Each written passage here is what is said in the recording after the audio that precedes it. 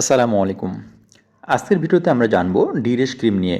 এটি কি, কোন কোন রেশের ক্ষেত্রে ব্যবহার করা যায় এবং কিছু গুরুত্বপূর্ণ সতর্কতার কথা। ডি রেশের মধ্যে রয়েছে 40% জিঙ্ক অক্সাইড, যা স্কিনের জন্য খুব উপকারী, বিশেষ করে ছোট বাচ্চাদের জন্য, এবং কোনো রকম ক্ষতি করে না। জিঙ্ক অক্সাইড একটি ইনঅর্গানিক কম্পাউন্ড যা স্কিনের উপর সুরক্ষামূলক স্তর তৈরি করে এবং এই স্কিনকে শুষ্ক রাখে, সেই সাথে আর্দ্রতার ক্ষতি থেকে রক্ষা করে এবং জ্বালাপোড়া কমাতে সাহায্য করে। চলুন ডি রেশ কী কী কাজ করে জেনে নেই। শিশুদের নরম স্কিনের ডায়াপারের কারণে যে রেশ হয়, অর্থাৎ ডায়াপার রেশ কমাতে এটি সাহায্য করে। অতিরিক্ত ঘামের কারণে সৃষ্ট লালচে ফুসকুড়ি বা হিট রেশ বা ঘামাচিতে ব্যবহার করলে তা কমে যায়।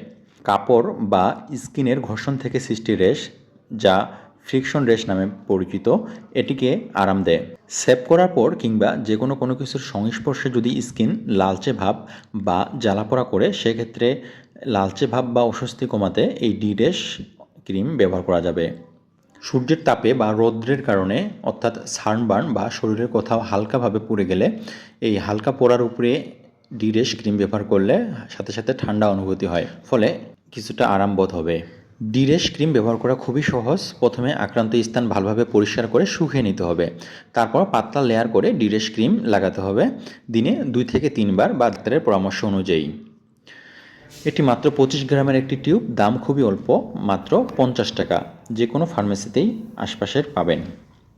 সতর্কতার ক্ষেত্রে এটি শুধুমাত্র স্কিনে ব্যবহারের জন্যে, চোখে, নাকে, মুখে বা গলায় ভিতরের অংশে ব্যবহার করা যাবে না।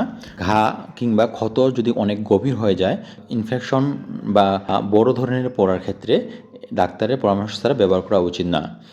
আর অ্যালার্জি বা অতিরিক্ত লালচে ভাব হলে ব্যবহার বন্ধ করতে হবে। ধন্যবাদ এতক্ষণ সাথে থাকার জন্য।